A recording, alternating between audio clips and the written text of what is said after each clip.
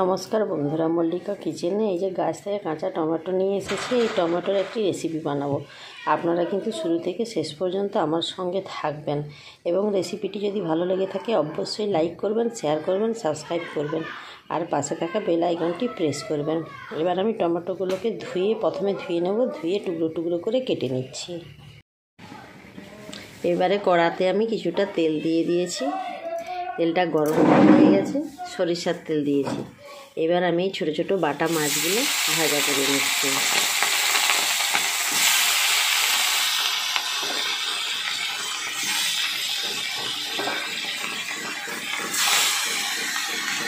এভাবে সব বাটা মাছগুলো ভাজা করে নিচ্ছি।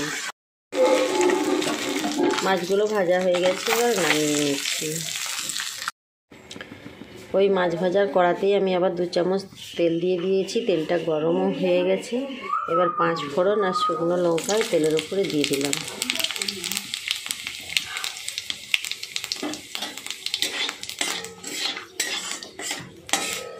লঙ্কা কিন্তু ভাজা ভাজা হয়ে গেছে। এবার এই যে কাঁচা টমেটো কেটে রেখেছিলাম, টমেটোটা দিয়ে দিলাম।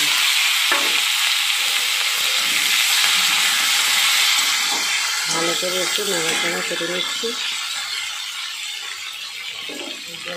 করে নেওয়ার পরে এবার এই ঢাকনাটা রাখা দিয়ে দিলাম।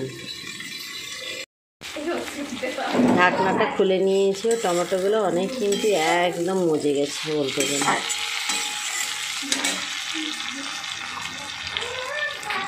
এবারে আন্দাজ মতো লবণটা দিয়ে দিচ্ছি আর দিয়ে দিচ্ছি হলুদের গুঁড়ো। এবারে 1 চামচ সর্ষে বাটা দিয়ে দিলাম, দিয়ে ভালো করে মশলাটা মিশিয়ে নিচ্ছি।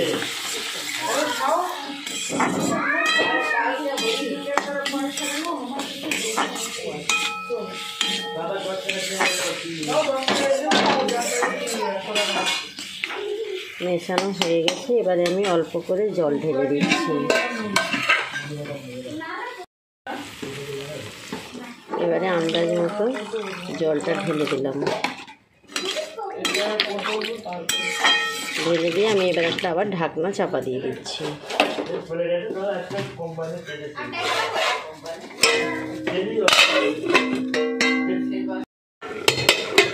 এবারে আমি ঢাকনাটা খুলে নিচ্ছি।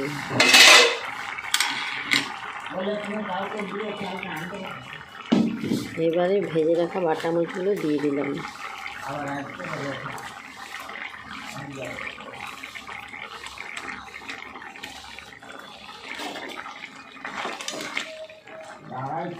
এভাবে কিন্তু মাছ রান্না করে একবার হলেও খাবেন, খুব সুন্দর লাগে, অসাধারণ খেতে লাগে।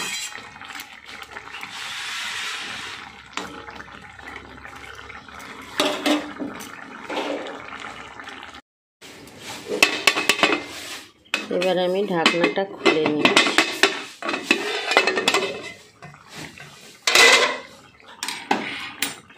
রান্নাটা কিন্তু কমপ্লিট হয়ে গেছে। এবার আমি নামিয়ে নিচ্ছি। নামিয়েও নিয়েছি। এবার আমি পরিবেশন করছি। আজকের মতো তাহলে টাটা।